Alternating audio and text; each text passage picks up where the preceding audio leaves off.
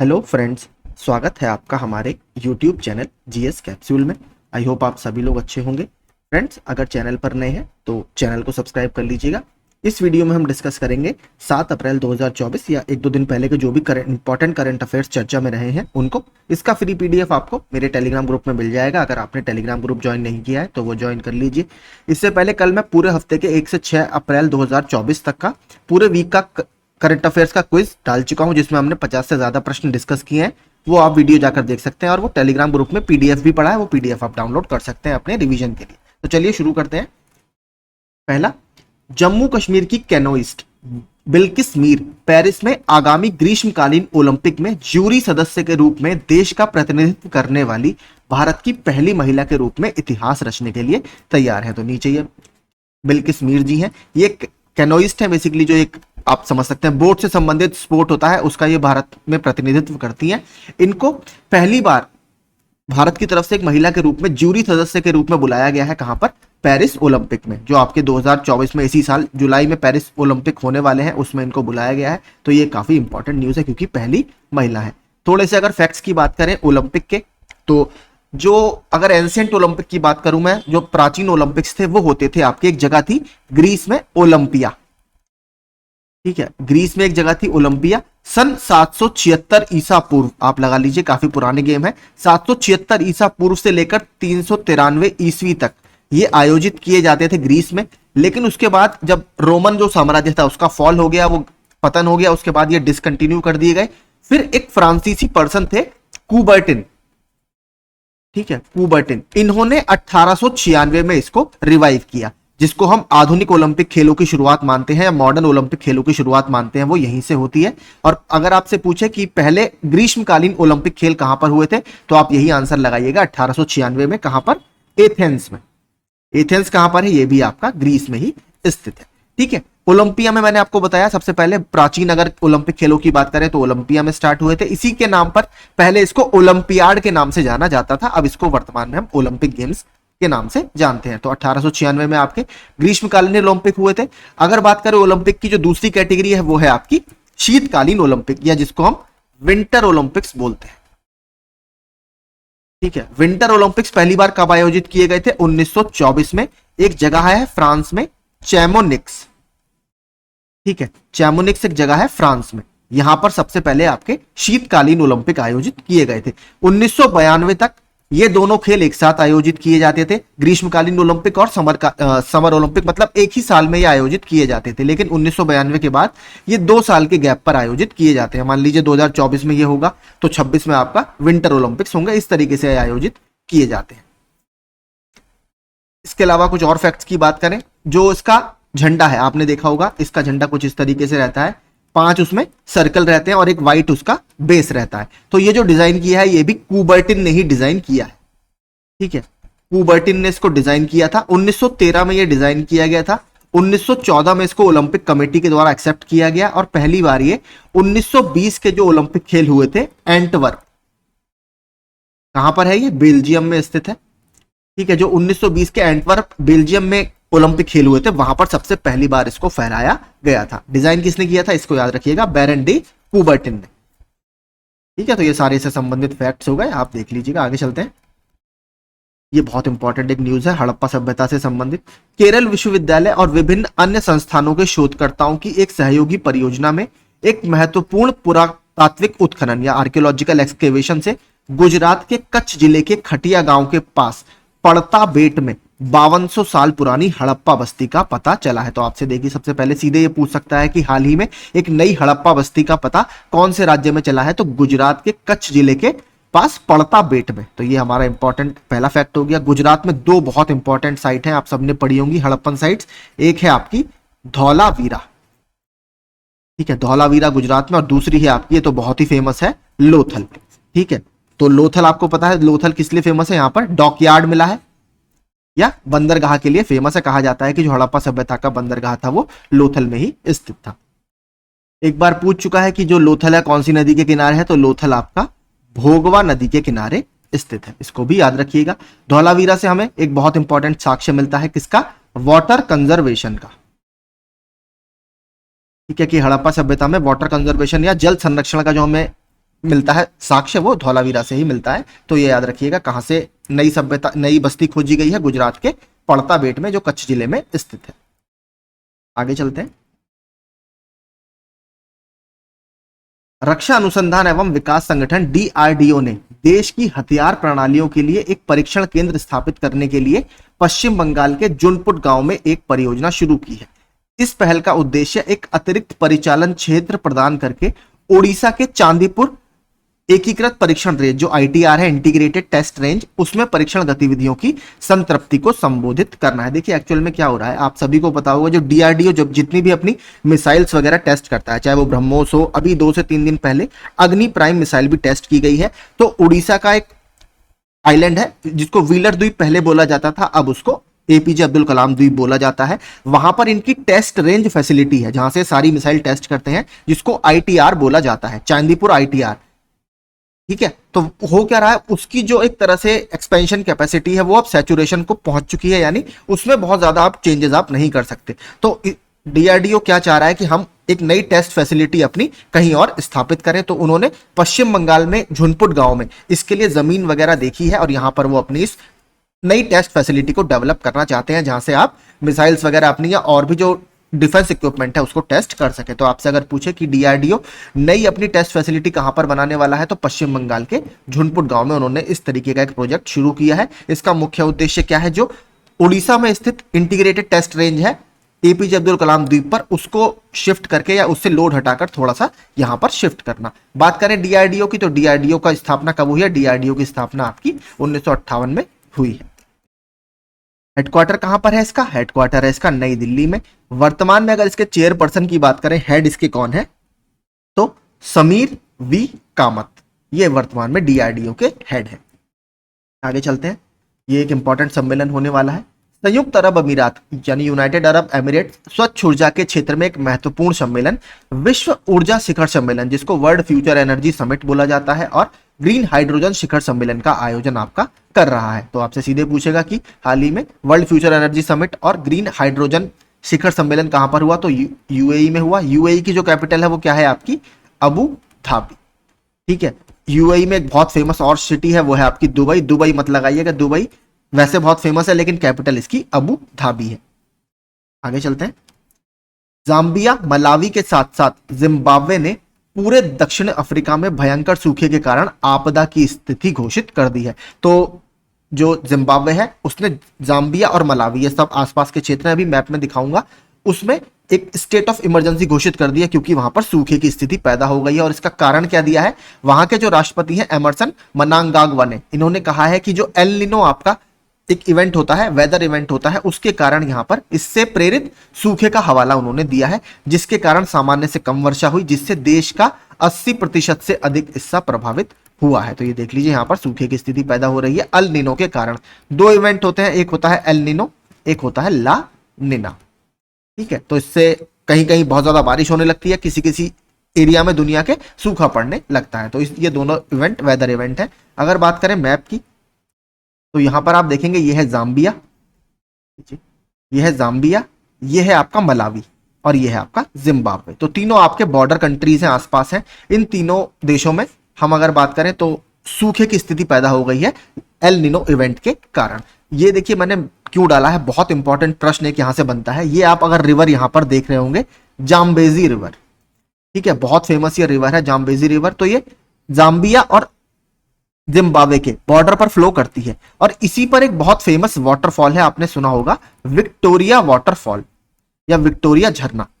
ठीक है, तो विक्टोरिया वाटरफॉल आपका जाम्बेजी रिवर पर ही स्थित है और इसको एक और नाम से जाना जाता है स्मोक दैट थंडर्स, यानी जब इसमें पानी गिरता है तो इतना ज्यादा वाष्प उड़ता है या भाप उड़ती है, वहां पर धुंधला धुंधला होने लगता है। तो ये बहुत बड़ा एक वाटरफॉल है।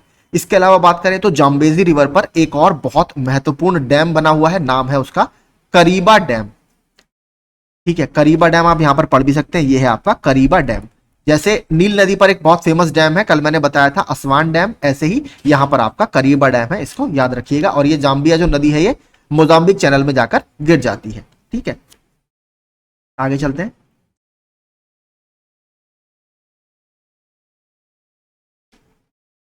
इंटरनेशनल रेसलिंग फेडरेशन विश्व कप 2024, ये आपका 31 मार्च से 11 अप्रैल 2024 तक थाईलैंड की एक प्लेस है फुकेट, वहां पर ये आयोजित किया जा रहा है। और इसमें देखिए दो इंपॉर्टेंट बहुत चीजें हुई।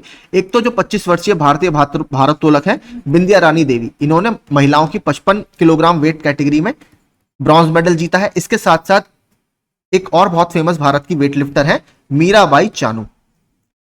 ठीक है, मीराबाई चानू ने पेरिस ओलंपिक के लिए क्वालिफाई कर लिया है। ठीक है, तो भारत की तरफ से एकमात्र महिला जिन्होंने वेट लिफ्टिंग कैटेगरी में पेरिस ओलंपिक के लिए क्वालिफाई किया है वो मीराबाई चानू ही है। तो याद रखिएगा, वर्ल्ड कप कहां पर हुआ? फुकेट, थाईलैंड में। वन विभाग ने तमिलनाडु के कोडाकराई में स्थित पॉइंट कैलीमर में वार्षिक वन्यजीव जनगणना आयोजित की। इसे कैप कैलीमर के नाम से भी जाना जाता है। यह वेदरानियम से लगभग 9 किलोमीटर दक्षिण में कोरोमंडल तट पर स्थित है। तो हमारे लिए इंपॉर्टेंट है पॉइंट कैलीमर वाइल्ड लाइफ सेंचुरी। तो ये कहां पर है? सबसे पहले ये इंपॉर्टेंट है, ये तमिलनाडु में स्थित है। और मैं आपको बता दूं ये बर्ड साइटिंग के लिए बहुत फेमस है। यहाँ पर बहुत फेमस बर्ड्स वगैरह आती हैं, माइग्रेटरी बर्ड्स भी यहाँ पर आपको देखने के लिए मिलेंगी। अगर मैप में आप देखेंगे तो यहाँ पर, ठीक है, ये है आपकी कैलीमर। तो पॉइंट कैलीमर वाइल्ड लाइफ सेंचुरी आप यहां पर देख सकते हैं। क्यों इंपॉर्टेंट है? तमिलनाडु की एक ये रामसार साइट भी है। ठीक है, तो इसको याद रखिएगा, तमिलनाडु में स्थित एक रामसार साइट ये भी है, पॉइंट कैलीमर वाइल्ड लाइफ सेंचुरी। आगे चलते हैं।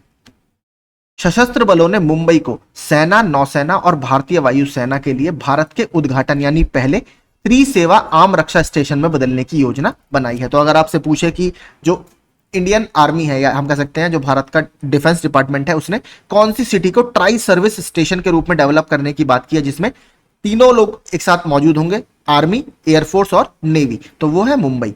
इसका उद्देश्य एकीकृत थिएटर कमांड की स्थापना से पहले सेवाओं के बीच संयुक्तता को बढ़ावा देना है। तो एक इंटीग्रेटेड थिएटर कमांड की बात की जा रही है जिसमें तीनों सेवाओं के जो लोग हैं वो मिलकर काम करेंगे। तो इस स्टेशन का उद्देश्य ये रहेगा कि जो अलग अलग काम, जैसे नेवी का तरीका अलग है, भारतीय वायुसेना का अलग है और आर्मी का अलग है, तो इन तीनों के बीच में कोऑर्डिनेशन को बैठाना। तो मुंबई में इस तरीके का स्टेशन डेवलप किया जाएगा।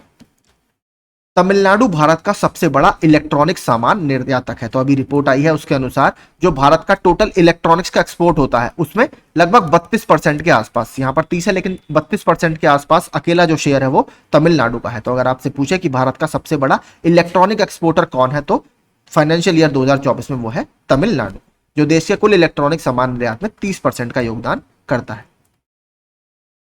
ये भी एक काफी डेथ हुई है बहुत फेमस पर्सन की, जुआन विंसेंट पेरेज मोरा, जिन्हें गिनीज द्वारा दुनिया के सबसे बुजुर्ग व्यक्ति के रूप में मान्यता दी गई थी। उनके 115वें जन्मदिन से कुछ समय पहले उनका निधन हो गया। तो ये उनका फोटो है। तो ये दुनिया के सबसे बुजुर्ग व्यक्ति की इन्हें मान्यता दी गई थी। तो आपसे अगर पूछे सबसे फेमस कोई बुजुर्ग व्यक्ति है तो उनका नाम क्या है? जुआन विंसेंट पेरेज मोरा। नेपाल की संसद के निचले सदन ने सदस्य देशों, जिसमें बांग्लादेश, भूटान, भारत, म्यांमार, नेपाल, श्रीलंका और थाईलैंड है, इसके बीच सहयोग को बढ़ावा देते हुए बिम्स्टेक चार्टर का समर्थन किया। तो बिम्स्टेक आपने सुना होगा, एक रीजनल ग्रुपिंग है, ठीक है, Bay of Bengal Initiative for Multi Sectoral Technical and Economic Cooperation. तो ये 1997 में इसकी स्थापना की गई थी। ये देखिए एक साउथ एशियन नेशन है जिसमें इंडिया भी आता है, दक्षिण एशियाई देश है, और साउथ ईस्ट एशियन नेशन, जो दो इसमें दक्षिण पूर्वी एशियाई देश है, जिसमें आपका कौन कौन है? एक तो है आपका थाईलैंड और एक है आपका म्यांमार। तो ये दो इसमें ऐसे देश हैं जो कहीं ना कहीं साउथ एशिया और साउथ ईस्ट एशिया के बीच में सहयोग आपस में बनाते हैं। तो 1997 में इसको स्थापित किया गया था और अभी नेपाल की संसद ने इसका जो चार्टर है उसका समर्थन किया है। इसके मेंबर जरूर याद रखिएगा क्योंकि रीजनल ग्रुपिंग है जिसमें इंडिया शामिल है। तो इसमें टोटल 7 मेंबर हैं, 7 के नाम आप यहाँ पर पढ़ सकते हैं। और 1997 में कौन से डिक्लेरेशन के द्वारा इसकी स्थापना हुई थी? तो वो था आपका बैंकॉक डिक्लेरेशन या बैंकॉक घोषणा पत्र के द्वारा इसकी स्थापना हुई थी। इसको याद रखिएगा। बैंकॉक आपका कहां पर है? ये थाईलैंड में स्थित है। एक जो प्रश्न रिपीटेड आता रहता है इससे कि जो बिम्स्टेक है इसका हेडक्वार्टर कहां पर है? इसका हेडक्वार्टर ढाका, बांग्लादेश में इसका हेडक्वार्टर है। ठीक है, इसको याद रखिएगा, ढाका बांग्लादेश में इसका हेडक्वार्टर है। आगे चलते हैं। भारतीय सेना ने वायु रक्षा सुरक्षा को मजबूत करने के लिए आकाश तीर कमांड एंड कंट्रोल सिस्टम को अपने वायु रक्षा कोर में, जो उनका एयर डिफेंस कोर है, उसमें इंटीग्रेट किया या एकीकृत किया। किसने इसको डेवलप किया है? आकाश तीर कमांड एंड कंट्रोल सिस्टम को तो भारत इलेक्ट्रॉनिक्स लिमिटेड के द्वारा इसको डेवलप किया गया है। इसे भारत इलेक्ट्रॉनिक्स लिमिटेड द्वारा आत्मनिर्भर भारत के पहल के हिस्से के रूप में विकसित किया गया है। यहां पर आप नीचे देख सकते हैं आकाश तीर फ्लैग ऑफ BEL गाजियाबाद। तो साहिबाबाद में एक फैसिलिटी है भारत इलेक्ट्रॉनिक्स लिमिटेड की, वहां से इसको फ्लैग ऑफ किया गया है।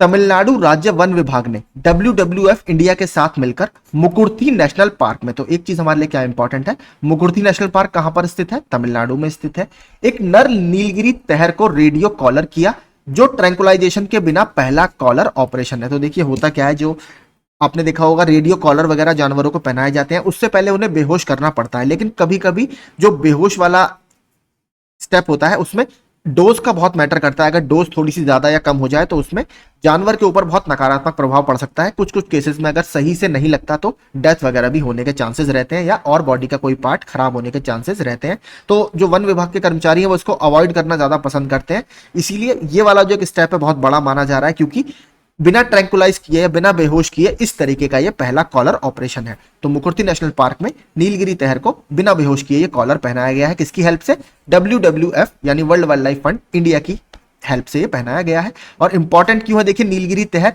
पहला तो ये एंडेंजर्ड स्पेशीज है, ठीक है, एंडेंजर्ड स्पीशीज यानी बहुत खतरे में है ये अगर IUCN की बात करें। और अगर वाइल्ड लाइफ प्रोटेक्शन एक्ट की बात करें, वन्य जीव संरक्षण अधिनियम, तो उसके शेड्यूल 1 में ये आता है, यानी इसको हाईएस्ट प्रोटेक्शन दिया गया है।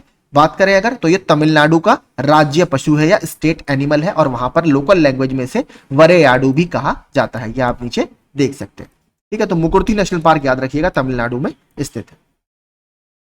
अगला, दिल्ली का वन और वन्यजीव विभाग लुप्तप्राय देशी पेड़ों के प्रचार प्रसार के लिए असोला भट्टी वन्यजीव अभ्यारण्य में एक टिश्यू कल्चर परियोजना स्थापित कर रहा है। तो असोला भट्टी आपका कहां है, जो दिल्ली और उसके नियर बाय एरियाज है कुछ, ठीक है, जिसमें आपका उत्तर प्रदेश का कुछ हिस्सा, हरियाणा वगैरह थोड़ा सा जो एरिया है वो दिल्ली के आसपास का पूरा असोला भट्टी वन्यजीव अभ्यारण्य में आता है। यहां पर देखिए क्या है, जो कुछ देशी हमारी पेड़ों की स्पेशीज है या देसी पेड़ों की प्रजातियां हैं वो कहीं ना कहीं खत्म हो रही हैं, तो उसको बचाने के लिए एक टिश्यू कल्चर परियोजना ये चला रहे हैं। इसका लक्ष्य प्राकृतिक पुनर्जन्म में चुनौतियों का सामना करने वाली दुर्लभ प्रजातियों को या दुर्लभ प्रजातियों के पौधों को पुनर्जीवित करना है। तो कहां पर है ये, दिल्ली में स्थित है।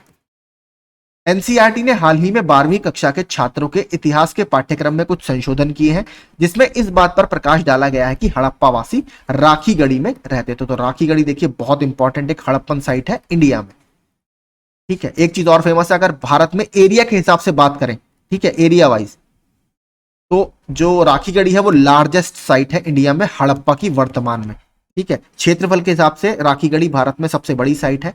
नीचे अगर बात करें, थोड़ा सा मैंने कुछ राखीगढ़ी के बारे में फैक्ट डाले हैं तो इंपॉर्टेंट है। स्थान कहां पर है, यह एक पुरातात्विक स्थल है या आर्कियोलॉजिकल साइट है जो हरियाणा के हिसार जिले में घग्गर नदी से सिर्फ 27 किलोमीटर दूर घग्गर हाकरा नदी के मैदान में स्थित है। तो देखिए आपको पता होगा जो मोस्टली जितनी भी सभ्यताएं होती हैं वो पानी के किनारे या किसी नदी के किनारे फलती फूलती हैं, क्योंकि वाटर या पानी एक बहुत एसेंशियल एलिमेंट होता है किसी भी सभ्यता के एक तरह से उद्भव में, या हम कह सकते हैं उसके इमरजेंस में। अगर बात करें हड़प्पा की, ठीक है, 2 से 3 फैक्ट बताऊंगा जो बहुत बार बार आते रहते हैं। जो हड़प्पा है आपका, हड़प्पा जो साइट है वो कौन सी नदी के किनारे स्थित है, ये रावी नदी के किनारे स्थित है, इसको याद रखिएगा। और जो मोहनजोदड़ो है, मोहनजोदड़ो आपका इंडस या सिंधु नदी के किनारे स्थित है, ठीक है। एक और प्रश्न अभी आया था यूपीएससी में या यूपीपीएससी में मैचिंग में आ रखा है ये, कि जो लाहौर है, लाहौर आपका कौन सी नदी के किनारे है, तो लाहौर भी आपका रावी नदी के किनारे ही पड़ता है। तो ये मॉडर्न हिस्ट्री का प्रश्न है, मैंने बता दिया। लेकिन हड़प्पा याद रखिएगा रावी नदी के किनारे, मोहनजोदड़ो आपका सिंधु नदी के किनारे स्थित है। और जो राखीगढ़ी है वो घग्गर हाकरा, अब तो ये नदी विलुप्त हो गई है, दिखती नहीं है, तो घग्गर हाकरा नदी की जो प्राचीन घाटी थी उससे 27 किलोमीटर दूरी पर ये पड़ता था। यह भारतीय उपमहाद्वीप पर हड़प्पा सभ्यता की 5 ज्ञात सबसे बड़ी टाउनशिप्स में से एक है। जो पूरा भारतीय उपमहाद्वीप है वहां पर 5 या ग्रेट 5 साइट उसको बोला जाता है हड़प्पन सिविलाइजेशन की, ठीक है, इनको ग्रेट 5 साइट्स बोला जाता है। इसमें देखिए 3 है आपकी पाकिस्तान में वर्तमान में और 2 है आपकी इंडिया में। तो पाकिस्तान में कौन सी है, हड़प्पा, मोहनजोदड़ो और गनवेरी वाला। और भारत में जो साइट है मैंने आपको दोनों बताई थी अभी, एक है धौलावीरा गुजरात में और दूसरी है आपकी राखीगढ़ी जो आपकी हरियाणा में स्थित है। तो इन 5 साइट्स को ग्रेट 5 साइट्स बोला जाता है हड़प्पा सभ्यता की। तो ये याद आप रखिएगा। अभी एनसीईआरटी ने पाठ्यक्रम में चेंज की है जिसकी वजह से ये अभी लगातार चर्चा में था। और अगर बात करें राखीगढ़ी के एक्सकेवेशन की, जो इसका उत्खनन का कार्य है वो किसने किया है, तो मिस्टर अमरेंद्र नाथ ने, इसका उत्खनन किया है। ठीक है, वैसे तो साइट ये 1963 में खोज ली गई थी, लेकिन उसके बाद बहुत ज्यादा डेवलपमेंट हुआ नहीं। 1909 या हम कह सकते हैं 1990 के दशक में इसके उत्खनन के कार्य ने रफ्तार पकड़ी और उसके बाद पूरा इसका एक्सकेवेशन किया गया है। अमरेंद्र नाथ सर ने इसका एक्सकेवेशन लीड किया था। आगे देखते हैं, वाडा द्वारा, जो वर्ल्ड एंटी डोपिंग एजेंसी है, उसके द्वारा जारी 2022 के परीक्षण आंकड़ों के अनुसार भारत डोपिंग अपराधियों के उच्चतम प्रतिशत वाले देश के रूप में उभरा है। तो अगर आपसे पूछे कि हाल ही में जारी वाडा की आंकड़ों के अनुसार या वाडा के आंकड़ों के अनुसार सबसे ज्यादा जो एंटी डोपिंग टेस्ट हुए थे उसमें सबसे ज्यादा प्रतिशत किसका है, तो वो इंडिया का ही है। तो बहुत अच्छी ये बात नहीं है। अगर बात करें वाडा की, तो थोड़े से फैक्ट्स मैंने डाल दिए हैं। लॉज़ेन घोषणा की शर्तों के अनुसार, तो वाडा देखिए, जो वाडा है इसकी स्थापना लॉसेन डिक्लेरेशन के अनुसार हुई है। तो लॉसेन जो है वो एक आपका स्विट्जरलैंड में जगह है, तो वहां पर ये घोषणा पत्र साइन हुआ था 1999 में। अंतरराष्ट्रीय स्तर पर खेल में डोपिंग के खिलाफ लड़ाई को बढ़ावा देने और समन्वय करने के लिए 10 नवंबर 1999 को लॉज़ेन में वाडा की स्थापना की गई थी। इसकी सीट लॉज़ेन जो कि स्विट्जरलैंड में स्थित है, और अगर इसके हेडक्वार्टर की बात करें तो वो जगह है मॉन्ट्रियल कनाडा में, वहां पर यह स्थित है। मॉन्ट्रियल में आपको एक और पता है कौन सा प्रोटोकॉल है, मॉन्ट्रियल प्रोटोकॉल। किससे संबंधित है ये, ओजोन डिप्लीटिंग सब्सटेंसेस से संबंधित है। जो ओजोन लेयर को खराब करते हैं उसके जो प्रोडक्ट्स हैं उसको रोकने से ये संबंधित है। ये भी देखिए बहुत इंपॉर्टेंट एक न्यूज है। उत्तर प्रदेश का एक शहर जौनपुर अपनी अनूठी इमरती के कारण इमरती के शहर के रूप में प्रसिद्ध है। और तो देखिए मैंने क्यों डाला है ये, जौनपुर की जो इमरती है इसको भी हाल ही में जीआई टैग दिया गया है। ठीक है, अब बात करें अगर जीआई टैग की, मैं आपको बता चुका हूं। अगर वर्तमान में बात करें तो उत्तर प्रदेश के 69 उत्पादों को जीआई टैग दिया जा चुका है, जो भारत में सबसे ज्यादा है। सेकंड रैंक है आपकी 58 प्रोडक्ट के साथ तमिलनाडु की। ठीक है, इसके अलावा एक और बहुत इंपॉर्टेंट अभी चर्चा में था, काठिया वीट या काठिया गेहूं। तो काठिया गेहूं जो है बुंदेलखंड क्षेत्र में उत्पन्न होने वाला एक गेहूं है उत्तर प्रदेश का, जिसको भी हाल ही में अभी जीआई टैग दिया गया है। इसके अलावा तीसरा जो प्रोडक्ट अभी चर्चा में है वो है सांझी क्राफ्ट। ठीक है, सांझी क्राफ्ट ब्रज क्षेत्र में स्थित मथुरा वाला जो हमारा पूरा रीजन है, मथुरा में बनाया जाने वाला एक शिल्प है जिसको अभी हाल ही में जीआई टैग दिया गया है। तो तीन अभी इंपॉर्टेंट चर्चा में है, जौनपुर की इमरती, सांझी क्राफ्ट जो मथुरा में है, और काठिया वीट जो बुंदेलखंड क्षेत्र में होता है उत्तर प्रदेश के। तीनों को अभी जीआई टैग दिया गया है। बात करते हैं जौनपुर की। जौनपुर से जो मध्यकालीन इतिहास है वहां पर आपके बहुत ज्यादा प्रश्न बनेंगे। तो सबसे पहले जौनपुर की जो स्थापना है किसने की है, जौनपुर की स्थापना की है फिरोज शाह तुगलक ने। किसकी याद में, मोहम्मद बिन तुगलक की याद में। मोहम्मद बिन तुगलक के बचपन का नाम था जौना खां। ठीक है, जौना खां, तो उन्हीं के नाम पर जौनपुर शहर की स्थापना की है फिरोज शाह तुगलक ने। बात करें अगर जौनपुर की, तो जौनपुर जो बहुत ज्यादा जिस नाम से फेमस है, जो इतिहास में आपका प्रश्न आता है, प्रश्न यह आता है कि भारत में कौन सा शहर शिराज ए हिंद के नाम से जाना जाता है। ठीक है, शिराज ए हिंद के नाम से जाना जाता है। तो जौनपुर अपने टाइम में जो लर्निंग का एक बहुत बड़ा सेंटर हुआ करता था, या पढ़ाई लिखाई का बहुत बड़ा सेंटर हुआ करता था, इसीलिए इसको सिराज हिंद के नाम से जाना जाता है। तो ये भी याद रखिएगा। इसके अलावा एक प्रश्न आता है कि जौनपुर जो शहर है ये मोस्टली मैचिंग में आता है। जब उत्तर प्रदेश के विभिन्न शहरों और नदियों के किनारे बसे शहर की मैचिंग आती है उसमें यह पूछा जाता है। तो जौनपुर आपका गोमती नदी के किनारे स्थित है। ठीक है, ये भी याद रखिएगा, एक फैक्ट ये इंपॉर्टेंट है। इसके अलावा बात करें, जौनपुर पर एक बहुत फेमस डायनेस्टी हुई है, बहुत फेमस वंश ने आपका राज किया है, जो है आपका शर्की वंश। तो शर्की वंश से संबंधित प्रश्न बहुत ज्यादा पूछे जाते रहते हैं, क्योंकि उनकी जो राजधानी था वो जौनपुर ही था। तो शर्की वंश की स्थापना किसने की है, तो जो शर्की वंश है इसकी स्थापना की है मलिक सरवार ने। कब की थी, 1394 में। इसको याद रखिएगा, 1394 में मलिक सरवार के द्वारा शर्की वंश की स्थापना की गई। यहां पर दो आपकी बहुत फेमस मस्जिदें हैं, एक है अटाला मस्जिद और एक है लाल दरवाजा मस्जिद। तो आपसे सीधे पूछता है कि अटाला मस्जिद और लाल दरवाजा मस्जिद कहां पर है, तो जौनपुर में स्थित है। शर्की वंश के अंतिम शासक का नाम क्या था, तो अंतिम शासक था इसका हुसैन शाह। ये भी आप याद रखिएगा। तो सारे मुझे लगता है जौनपुर के फैक्ट्स हमने कवर कर लिए। आगे चलते हैं। गोवा में मनोहर अंतरराष्ट्रीय हवाई अड्डे ने डिजी यात्रा प्रणाली शुरू की। तो यहां पर डिजिटल टेक्नोलॉजीज वगैरह का यूज किया जाएगा अब इस हवाई अड्डे पर, जिसमें FRT है, फेशियल रिकॉग्निशन टेक्नोलॉजी है, और भी बहुत सारे डिजिटल आपके फीचर्स हैं जो अब इस हवाई अड्डे पर देखने के लिए मिलेंगे। गोवा में इस समय एक और इंपॉर्टेंट फेस्टिवल चर्चा में है या उत्सव चर्चा में है, वो है आपका शिग्मो। ठीक है, तो शिग्मो जो फेस्टिवल है ये गोवा में मनाया जाता है और अभी हाल ही में ये चर्चा में है। अगला, रामकृष्ण मिशन के प्रमुख स्वामी स्मरणानंद महाराज का 94 वर्ष की आयु में निधन हो गया है। तो ये भी मेरे ख्याल से 2 से 3 दिन पहले की न्यूज है, ज्यादा नई न्यूज नहीं है, लेकिन ये इंपॉर्टेंट है क्योंकि रामकृष्ण मिशन से संबंधित प्रश्न हमसे बार बार पूछता रहता है। तो सबसे पहले रामकृष्ण मिशन की स्थापना किसने की है? तो ये की थी स्वामी विवेकानंद ने। ठीक है, स्वामी विवेकानंद जी ने इसकी स्थापना की थी कब? मई 1897 में। कहां पर? कोलकाता के पास या पश्चिम बंगाल में। और इसका मुख्य उद्देश्य क्या था? इसका मुख्य उद्देश्य था जो आपकी वेदांत फिलॉसफी होती है। ठीक है, वेदांत फिलॉसफी आपने सुना होगा, जो हमारा वैदिक टेक्स्ट है, जो वैदिक संहिता है पूरी, उसके सबसे अंतिम जो भाग है वो है उपनिषद। सबसे लास्ट में जिनकी रचना हुई है वो उपनिषदों की रचना हुई है। और उपनिषद किससे संबंधित है? उपनिषद हमारे दर्शन से संबंधित है, ठीक है, या फिलॉसफी से संबंधित है। और क्योंकि वो सबसे लास्ट में बनाए गए थे इसलिए उसको वेद अंत, ठीक है, वेद प्लस अंत यानी वेदांत उनको बोला जाता है। तो वेदांत का सीधे सीधे संबंध हम किससे मान सकते हैं? उपनिषद से मान सकते हैं। उसी की फिलॉसफी को ये प्रचारित और प्रसारित करता है। बात करें अगर विवेकानंद जी की जो असली नाम है वो क्या है? वो इनका असली नाम है नरेंद्र नाथ दत्त। ठीक है, नरेंद्र नाथ दत्त इनका असली नाम है। और विवेकानंद नाम इन्होंने किनके कहने पर रखा था? तो एक खेतड़ी के महाराजा हुआ करते थे अजीत सिंह। ठीक है, आप पढ़ेंगे अगर, खेतड़ी के महाराजा हुआ करते थे अजीत सिंह, उनके कहने पर इन्होंने अपना नाम विवेकानंद रख लिया था। विवेकानंद जी द्वारा एक शिकागो में दिया गया भाषण बहुत फेमस है, जो उन्होंने विश्व धर्म संसद में वहां पर दिया था। यह था आपका 1893 में। तो कब दिया था? 1893 में, शिकागो में।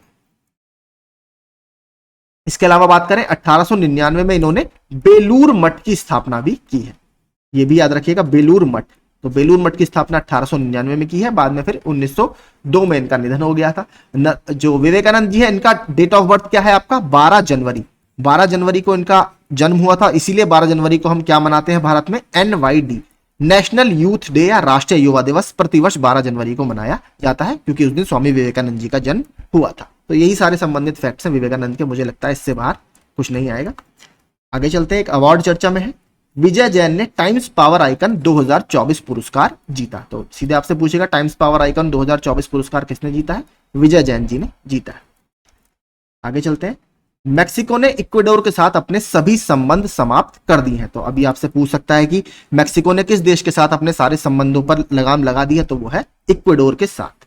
हुआ क्या एक्चुअल में? देखिए, यह फैसला इक्वाडोर के पूर्व उपराष्ट्रपति जॉर्ज ग्लास की मैक्सिकन दूतावास में गिरफ्तारी के बाद आया। एक्चुअल में क्या थे? इक्वाडोर के जो पूर्व राष्ट्रपति थे, ये मैक्सिको की एम्बेसी में बैठे हुए थे, लेकिन जो इक्वाडोर की पुलिस वगैरह थी, इन्होंने इस दूतावास में, मैक्सिको की एम्बेसी में आकर इनको गिरफ्तार कर लिया, जो कहीं ना कहीं एक पूरा इनके इंटरनल मैटर्स में इंटरफियरेंस था। और इसीलिए इन दोनों के रिश्तों में खटास आ गई और मैक्सिको ने इक्वाडोर के साथ अपने सारे संबंधों को समाप्त कर दिया है। बात करें अगर मैक्सिको की, तो मैक्सिको की जो कैपिटल है वो है आपकी मैक्सिको सिटी। मैक्सिको सिटी, और इसकी जो करेंसी है वो है मैक्सिकन पीसो। बात करें इक्वाडोर की, तो इक्वाडोर की कैपिटल है आपकी क्विटो। इसको याद रखिएगा, क्विटो। और इक्वाडोर की आपकी करेंसी क्या है? US dollar. यहां पर US डॉलर ही चलता है। इक्वाडोर में देखिए एक बहुत फेमस आपका वोल्केनो या ज्वालामुखी है, नाम क्या है? Mount Cotopaxi. ठीक है, माउंट कोटोपैक्सी आपका इक्वाडोर में ही स्थित है। तो ये सारे फैक्ट्स आपके इक्वाडोर के हो गए। आगे चलते हैं। विश्व स्वास्थ्य दिवस एक वैश्विक स्वास्थ्य जागरूकता दिवस है, जो विश्व स्वास्थ्य संगठन यानी वर्ल्ड हेल्थ ऑर्गेनाइजेशन के साथ साथ अन्य संबंधित संगठनों के प्रयोजन के तहत हर साल 7 अप्रैल को मनाया जाता है। तो आज आपका विश्व स्वास्थ्य दिवस है। जो वर्ल्ड हेल्थ ऑर्गेनाइजेशन है, इसकी स्थापना आपकी 1948 में की गई है। यूनाइटेड नेशंस जो है हमारा संयुक्त राष्ट्र, उसकी एक स्पेशलाइज्ड एजेंसी है। 1948 में WHO ने पहली विश्व स्वास्थ्य सभा आयोजित की। सभा ने 1950 से प्रत्येक वर्ष 7 अप्रैल को विश्व स्वास्थ्य दिवस के रूप में मनाने का निर्णय लिया है। और इस बार की जो थीम रही है वो हमारे लिए इंपॉर्टेंट है। विश्व स्वास्थ्य दिवस 2024 की थीम है मेरा स्वास्थ्य मेरा अधिकार, यानी इंग्लिश में अगर आए तो माई हेल्थ माई राइट। ठीक है, तो ये पूरा आपका इसकी इस बार की थीम है 2024 की। अगर बात करें WHO के हेडक्वार्टर की, तो हेडक्वार्टर इसका कहां पर है? तो जिनेवा में इसका हेडक्वार्टर है। ठीक है, जिनेवा। ठीक है, तो यही सारे आज के हमारे फैक्ट्स थे या और करंट अफेयर्स जो चर्चा में थे, मैंने सब आपको डिटेल में समझाने की कोशिश की। अगर सेशन आपको अच्छा लगा हो तो प्लीज वीडियो को लाइक और चैनल को सब्सक्राइब कर लीजिएगा। Thank you so much.